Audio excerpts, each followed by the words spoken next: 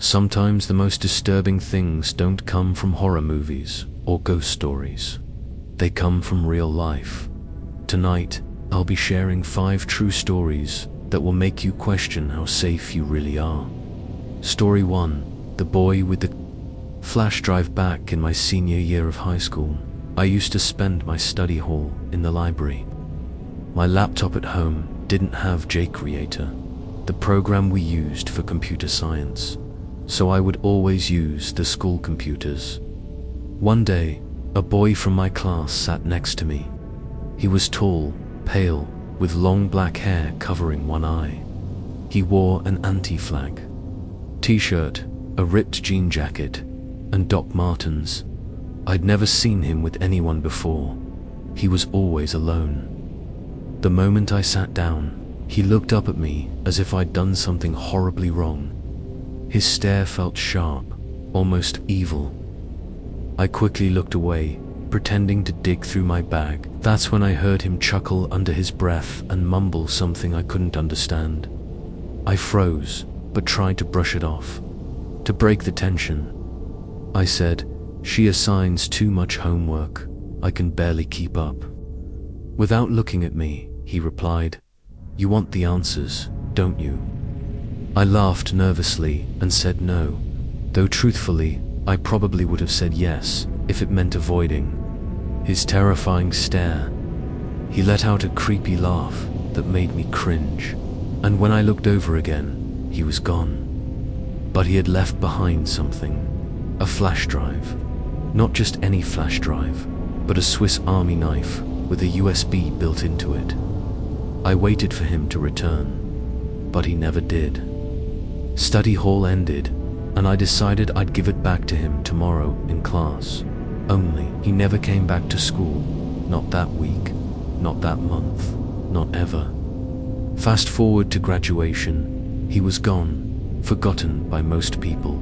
But I still had that flash drive, and just a few days ago, I found it again when I came home. Out of curiosity, I plugged it in. Inside were folders. One contained all the answers to our computer science assignments. Another was filled with music. Just 3 songs: Running on Empty by Jackson Browne, White Rabbit by Jefferson Airplane, and Helter Skelter by the Beatles. But then there was an untitled folder. Inside were bizarre things. A 10-page document filled with nothing but his name written over and over. Dozens of photos, including escape route signs from every classroom. In our school, a lit cigarette on the bathroom floor, some coins with a note that read "chump change" in all caps, and then a photo of me reading in class, a class he wasn't even in. The final file was named "Rest in Peace" but it was completely empty. To this day, I don't know if it was some elaborate joke or something much darker, but he never returned, and I still have his flash drive sitting in a box above my bed. Story 2. The basement ghost hunt. When I was 12, my best friend, Ally, and I were obsessed with ghost hunting. Every weekend, we'd watch ghost hunting shows, and then try to make our own with a flip phone. One night, we decided to investigate my basement. The house was old, and the basement even older. It had 3 rooms, one for storage, one with a washer and dryer, and the farthest one, a tiny cell-like room that nobody ever went in. We went down at midnight, recording with both the flip phone and my dad's touchscreen. We asked the typical ghost hunter questions: "Is anyone here? Give us a sign." After about half an hour, we gave up and went back upstairs. At first, nothing seemed unusual when we reviewed the video, but later that night, we decided to rewatch it, and that's when everything changed. Behind Ally in the footage was something, a distorted figure, almost human, but not quite. Its eyes were glowing bright white, staring directly at us through the screen. We shut it off immediately, frozen in shock. We never told anyone, not even my dad, and we never went back into that basement again. Even now, years later, both Ally and I still dream about those white eyes in the dark. Story 3. The Man at the Park, Halloween, 2014. My name's Max, and I grew up in a small Ohio town. Our local park, Van Buren State Park, was beautiful, but it had a dark reputation. People whispered about assaults happening there. I didn't think much of it.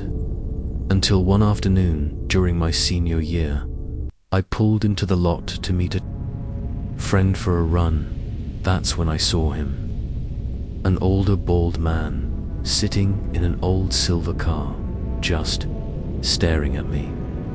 His eyes were wide, his expression frozen between a frown and a grin. I nodded politely. He nodded back, but he never looked away. Creeped out, I left the lot.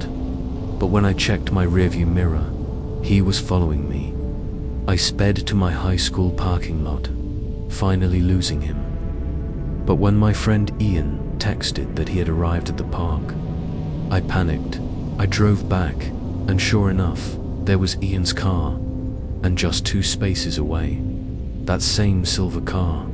The man was still staring. We tried to shake him off by moving to another lot, but minutes later, his car circled through again, searching for us. We waited on the hill, rocks in our hands for protection, but eventually he vanished. To this day, I don't know what he wanted, but I can promise you, his intentions were not good. Story 4. The closet in my room. There's a storage closet with no handle, just a square door. You pull off the wall. When I was 19, strange things started happening with it. I'd wake up in the morning to find the door leaning against my bed. I thought maybe it just didn't fit tightly anymore.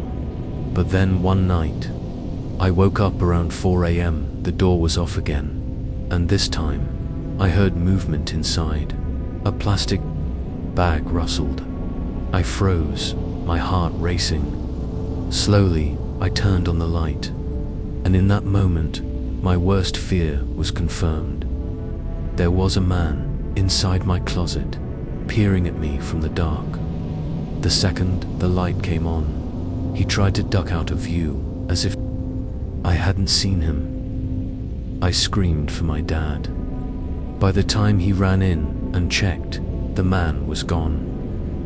My dad didn't believe me at first, but moments later we all heard it, footsteps running down the stairs, and the front door slamming shut.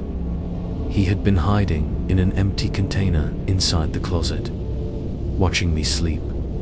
Some mysteries never get solved. Some encounters leave questions that will haunt you forever.